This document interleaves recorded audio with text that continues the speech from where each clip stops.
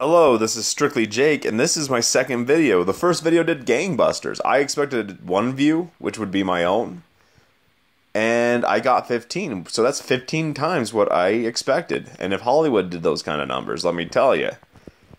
And this is my audience. That's Samson in the front, and that's Mac in the back.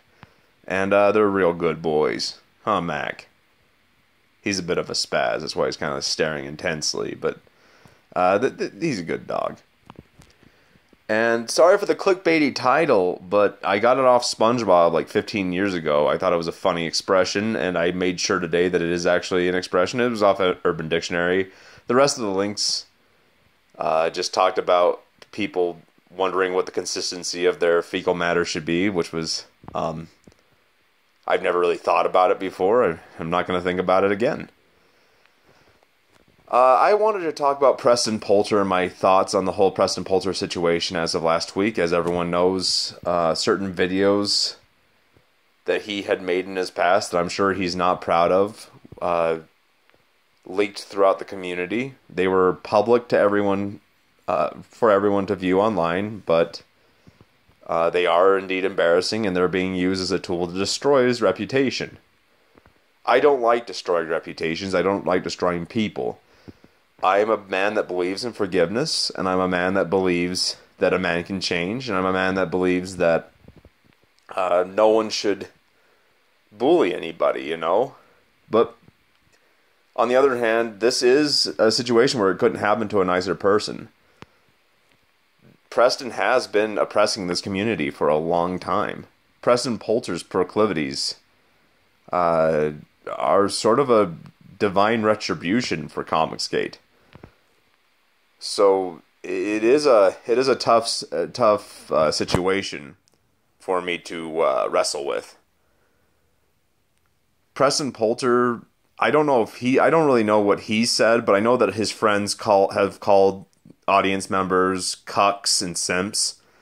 And the irony is really, really thick, because he's actually, cucking in the video. He's actually, I guess you could call it simping. I'm not really sure what you'd call it. I call it an abomination in the eyes of God. That's what I sort of call it. I just want to say I don't want to destroy Preston. I didn't want to win like this. And I don't want him to suffer at all. I want him to change and be a better person. And I only see one snapshot of his life, and that's just his dealings with comicsgate. But I'm not going to blame anyone in this community for making fun of, the problems that he had.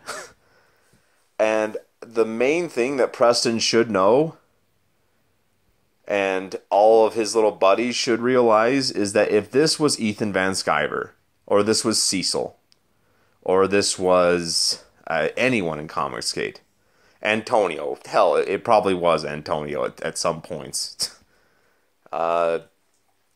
you would be unrelenting. Comic Book Hut would make videos on it for 2 weeks. All of you would just do it until would just talk about it, make memes of it until the person died, because you hate comicsgate, you hate Ethan Van Sciver, and you hate everyone that's associated with Ethan Van Sciver. And I don't think you're being very forgiving Preston like this and saying that, it was with his wife and it's none of our business and things like that. You wouldn't be doing that if it was any of us. So I really do think that is the mark of a loser right there, that's just not admitting defeat. I guess there's something noble about that, but you watch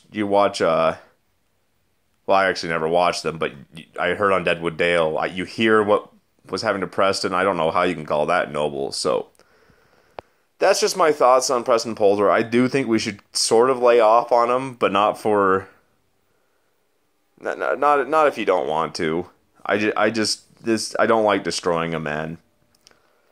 And I'm just going to end the video there before I ramble, but thank you so much for watching. I really appreciate it. Like and subscribe, I guess. I still need to figure out this whole YouTube thing, and you have a great day.